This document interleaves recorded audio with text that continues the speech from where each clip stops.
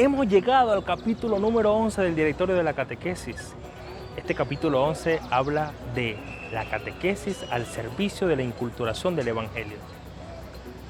Hablar de la inculturación del Evangelio es pensar en un Jesús que se ha encarnado en una cultura, que ha tomado la figura humana para encarnarse en un pueblo. Y esta inculturación del Evangelio también debe encarnarse en la experiencia de la catequesis. La inculturación del Evangelio no es una mera adaptación del Evangelio al ingenio o a la cultura o a la forma de vida de un pueblo. Se trata de un camino progresivo, de escucha, de acompañamiento, en el que se toman las expresiones, el ingenio de cada lugar para reconocer dónde están las semillas, aquellos factores positivos, inclusive reconocer aquellos factores de pecado que deben ser iluminados con el Evangelio.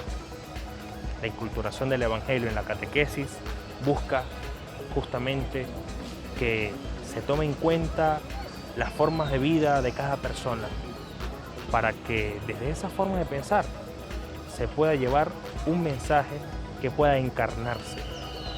Hay que tomar en cuenta que el Evangelio tiene una dimensión cultural propia que se ha desarrollado a lo largo de los siglos.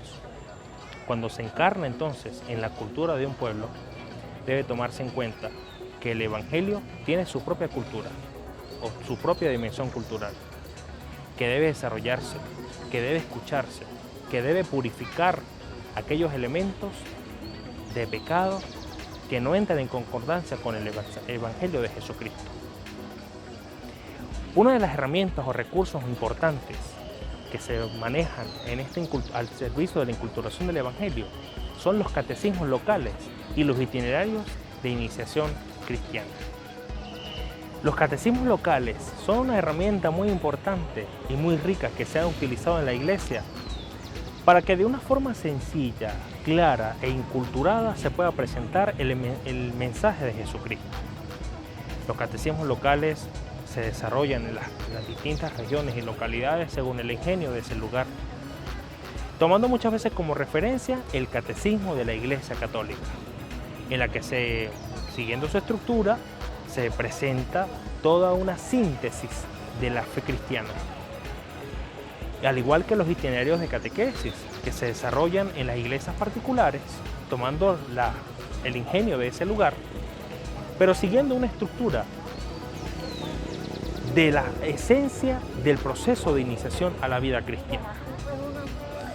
Para la aprobación de los catecismos locales, es necesaria la venia del obispo diocesano en cuanto que ese catecismo local se desarrolle dentro de la iglesia particular. Debe entrar la aprobación de la sede apostólica cuando se desarrollan catecismos nacionales o directorios nacionales u otros elementos que forman parte fuera de una iglesia particular y en la que entran en juego otras iglesias particulares. Este diálogo y esta aprobación con la sede apostólica tiene dos dimensiones. Una, le permite a la iglesia particular recibir orientaciones, sugerencias que a su juicio la sede apostólica puede hacer para el mejoramiento o para el fortalecimiento de ciertos aspectos en la redacción de esos catecismos o itinerarios.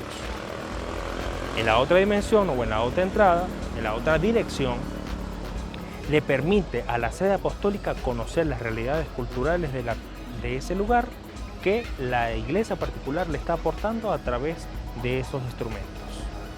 Así que con mucho ánimo, querido catequista, disfruta de este capítulo 11, porque la catequesis se debe inculturar así como Jesucristo nació en una cultura propia, encarnada y asumiendo la realidad de la sociedad en la que nació.